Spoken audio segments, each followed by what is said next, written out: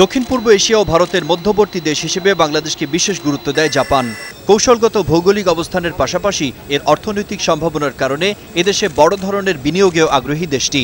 সেই আগ্রহের সাথে জাতিসংঘের নিরাপত্তা পরিষদের অস্থায়ী সদস্য পদের নির্বাচনের প্রয়োজনকে মিলিয়েই ঢাকা সফরে এসেছেন প্রধানমন্ত্রী শিনজো আবে।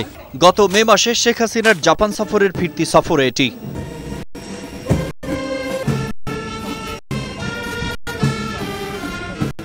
বিকেলে তেজগাঁর প্রধানমন্ত্রী কার্যালয়ে শেখ হাসিনা শিনজো আবে বৈঠকে উঠে আসে দুই দেশের সম্পর্কে নতুন মাত্রা দেওয়ার নানা বিষয়, বিশেষ করে বাংলাদেশের মেট্রো রেল, মাতাবাড়ি বিদ্যুৎ জ্বালানি প্রকল্প ও গভীর সমুদ্রবন্দর নির্মাণ, বাংলাদেশে জাপানি গাড়ি নির্মাণ প্রতিষ্ঠানের কারখানা স্থাপন, জাপানে বাংলাদেশি নার্সদের পাঠানো, তৈরি পোশাক খাতে জাপানি বিনিয়োগ সহ সুনির্দিষ্ট অর্থনৈতিক সহযোগিতার বিষয়ে আলোচনা হয়।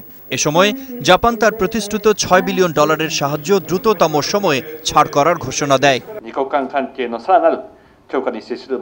জাপানের অর্থনৈতিক সহযোগিতার বিপরীতে প্রধানমন্ত্রী শেখ হাসিনা জাপানের পক্ষে জাতিসংঘ নিরাপত্তা পরিষদে অস্থায়ী সদস্য পদে বাংলাদেশের প্রার্থিতা প্রত্যাহার করার ঘোষণা দেন।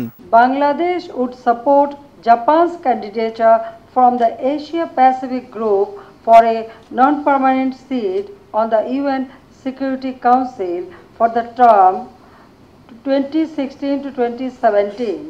We would also withdraw Bangladesh's candidature in favor of Japan.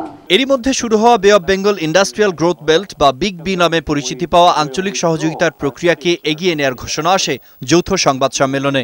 Our two governments have been closely consulting with a view to upholding our mutual cooperation and group solidarity in multilateral fora. এ সফর উপলক্ষে শেখ হাসিনা আবেকে দুটি royal Bengal tiger উপহার দেন। যৌথ বিবৃতির শেষে তিনি বাঘ দুটির ছবির অ্যালবাম ও বিশেষভাবে নির্মিত দুই দেশের স্মারক মুদ্রা উপহার দেন জাপানি অতিথিকে। এর আগে প্রধানমন্ত্রী শিনজো আবে হোটেল সোনারগাঁয়ে দুই দেশের ব্যবসায়ীদের সম্মেলনে যোগ দেন। তিনি বলেন, 2014 সালই হবে জাপান বাংলাদেশের সম্পর্ক নতুন মাত্রায় উন্নয়নের বছর। জাপানের প্রধানমন্ত্রী সন্ধ্যায় বঙ্গভবনে রাষ্ট্রপতি আব্দুল হামিদের সাথেও দেখা করেন। মিঠুন মোস্তাফিজ, বৈশাখী নিউজ, ঢাকা।